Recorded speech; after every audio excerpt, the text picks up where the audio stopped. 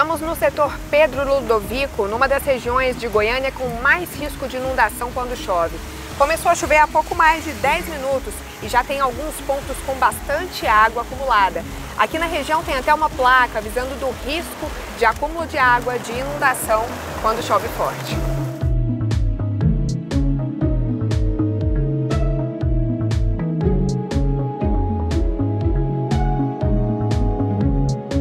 Estamos na estação climatológica em Goiânia para ter uma conversa com a professora Juliana sobre áreas de risco de alagamentos e inundação aqui na capital de Goiás.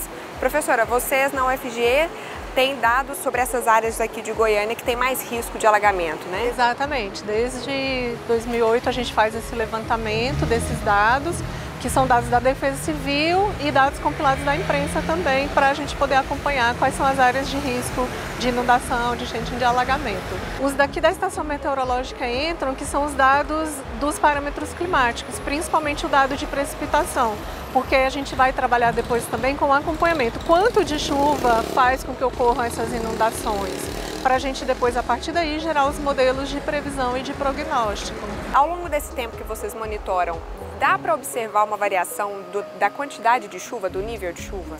A chuva varia, mas não como as pessoas às vezes imaginam, a chuva aumentou muito, diminuiu. Na verdade, a gente vê que existe mesmo momentos em que ela aumenta, momentos em que ela diminui. O que observamos em alguns anos é que às vezes a intensidade aumentou. O que é a intensidade? É o quanto de chuva que cai em determinado tempo. Então, às vezes, está caindo mais chuva em menos tempo.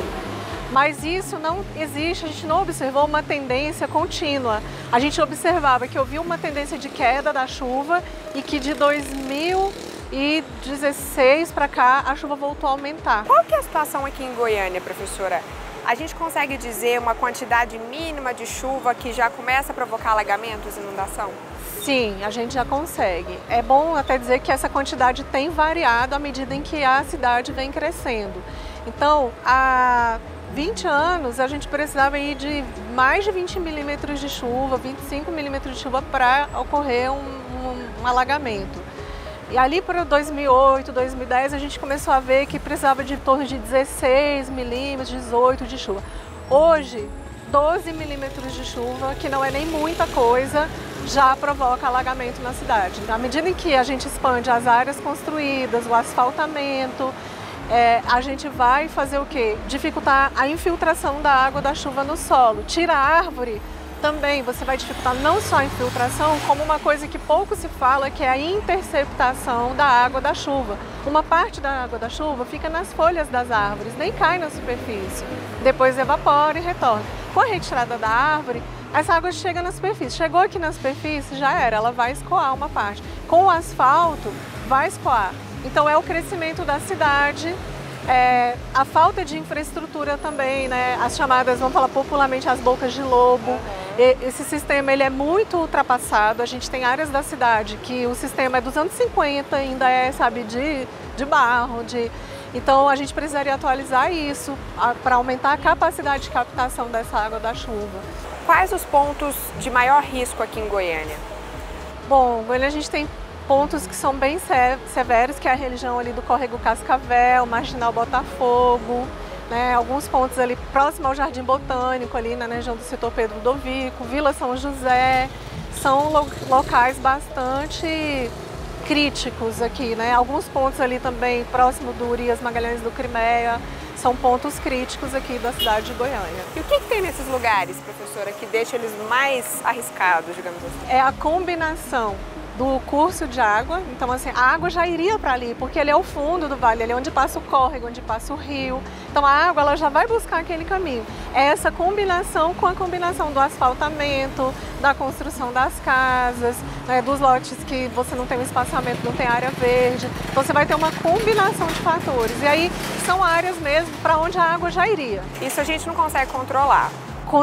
Consegue com engenharia, consegue com a construção adequada, com o manejo adequado do uso da terra. Porque a água realmente ela iria para ali, o rio está ali. Agora, imagina o Botafogo, você canalizou o rio, canalizou, deixou ele mais reto, então a velocidade da água aumentou. Esse córrego no setor Pedro Ludovico subiu tanto por causa da chuva que já ultrapassou o nível da ponte, onde ele geralmente passa por baixo. Professor, e qual que é a tendência para os próximos anos dessa situação? A tendência, do jeito que está hoje, infelizmente, é piorar. Se a gente continua tendo essa quantidade de chuva, ou que eu falei, nem tanto quanto choveu esse ano, mas toda vez que vier a chuva vai acontecer isso. Agora, existem maneiras sim de mitigar isso, desses efeitos serem minimizados, que seria a questão da fiscalização para as caixas de drenagem, né, nas residências, né, nas construções, nas edificações, seria a questão dos parques, da arborização correta na cidade. Precisa fazer obra de captação de água pluvial. Fica escondido, ninguém vê, mas precisa. Traz um transtorno, mas precisa. E essa questão das edificações, até o tipo de asfalto que a gente usa para a nossa região. Existem tipos de materiais que absorvem, né, que conseguem filtrar um pouco mais a água da chuva. Existem soluções para isso, que nós podemos fazer um pouco a nossa parte, mas assim, muita coisa realmente a gente precisa cobrar do poder público. A universidade trabalha para isso. É importante a gente frisar o papel da universidade nessa pesquisa, nessa busca pela qualidade de vida das pessoas. Você tem uma outra pesquisa na linha de bem-estar na cidade. Qual que é a relação disso com a questão da chuva também?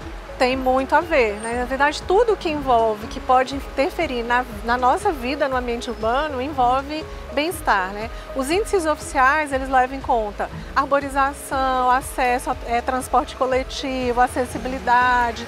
E aí, no nosso caso, a gente também vai inserir essa variável do clima. Então, se chove muito, você não tem como se locomover, se essa água entra na sua casa ou você fica ali parado no meio da rua ali sem poder, isso interfere na sua qualidade de vida. Então nessa pesquisa a gente consegue ver que a chuva, por exemplo, ela interfere no comércio, porque as pessoas deixam de se locomover para ir até o comércio. Então interfere na economia, na nossa qualidade de vida. Às vezes você está sujeito a um acidente também, que é muito perigoso. A questão também da contaminação da água, porque essa chuva ela pode trazer a contaminação por leptospirose. É uma ligação muito direta entre chuva, como também estiagem prolongada, e qualidade de vida.